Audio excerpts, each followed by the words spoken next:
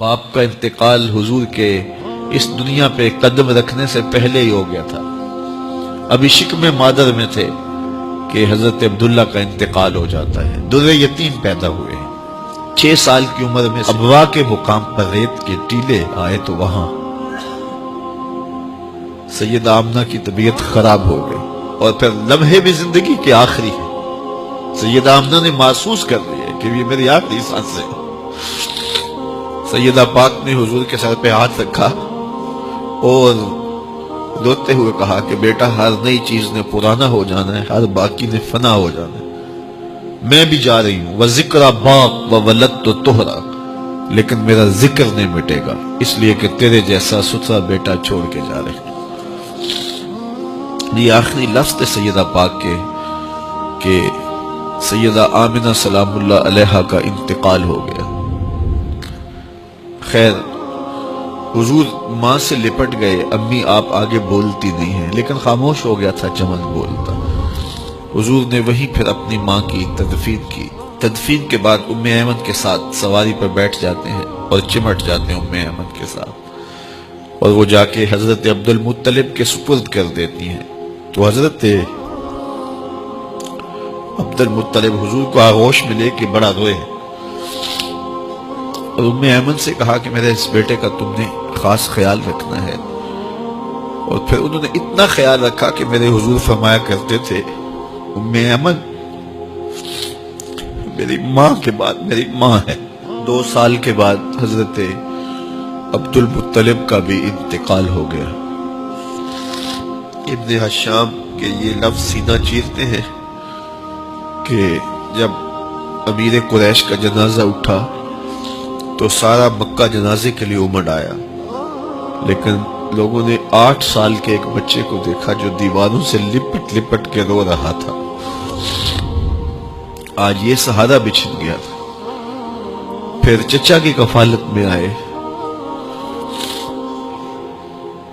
پھر ایک وقت آیا کہ وہ بھی اس دنیا کو چھوڑ گئے، اور اسی سال حضور کی اہلیہ کا انتقال بھی ہوا، اور اس سال کا نام عام الحزن، دکھوں کا سال رکھا۔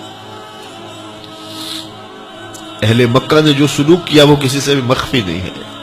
پتھر مارے، گڑھے کھودے، کانٹے بچھائے، اجریاں ڈالی، اپنے گھروں کے کوڑے لا کے حضور کے گھر کے سامنے رکھ دیے۔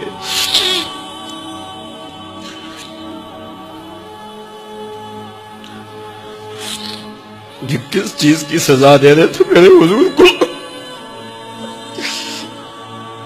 میرے حضور علیہ السلام نے پھر طائف کا سفر کیا کہ شاید وہ لوگ میری بات کو سن لیں، لیکن انہوں نے جو دردناک سلوک کیا وہ بھی تاریخ کا ایک انتہائی دردناک باب ہے۔ انہوں نے اوباشوں کے ہاتھوں میں پتھر دیے، اور جس راستے میں میرے حضور نے گزرنا تھا ان کو اس راستے پہ کھڑا کر دیا اور کہا ان پہ سنگ زنی کرو، اور وہ آقا کریم پہ پتھر مارتے، حضور کے پاؤں پہ پتھر مارتے۔ آقا کریم علیہ السلام پاؤں اٹھاتے تو وہ دوسرے پاؤں پہ مارتے۔ پھر حضور شدت درد سے بیٹھ جاتے تو ان کے 2 گھنڈے دائیں بائیں سے آگے بڑھتے اور حضور کو کندھوں سے پکڑ کے اٹھاتے، پھر سنگ باری کرتے۔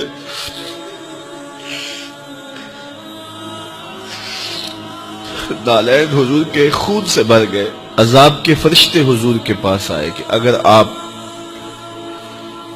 بد دعا بول دیں تو ابھی ہم ان پہاڑوں کو جوڑ دیتے ہیں، اور یہ طائف کے لوگ پس جائیں گے ان پہاڑوں کے درمیان۔ آسمان سے پتھر اتریں گے، ان کے سر کچل دیے جائیں جنہوں نے آپ کو دکھ دیے۔ اب صحابہ جو ساتھ تھے انہیں بھی شدید آرزو تھی کہ حضور ان کے لیے بد دعا کرے، انہوں نے بڑا دکھ دیا، تو پھر حضور کے ہاتھ اٹھ گئے۔ صحابہ کا خیال یہ تھا کہ ابھی حضور کی زبان کھلے گی اور بد دعا کے لفظ نکلیں گے اور یہ پیس دیے جائیں گے، لیکن جب وہ لب کھلے، وہ پتلی پتلی گلے قدس کی پتیاں، وہ لبہائے دور جب کھلے تو لفظ کیا تھے؟ اے اللہ میری قوم کو ہدایت دے دے، یہ مجھے جانتی نہیں، اور کہا کہ مجھے ان کی نسلوں سے ایمان کی توقع ہے۔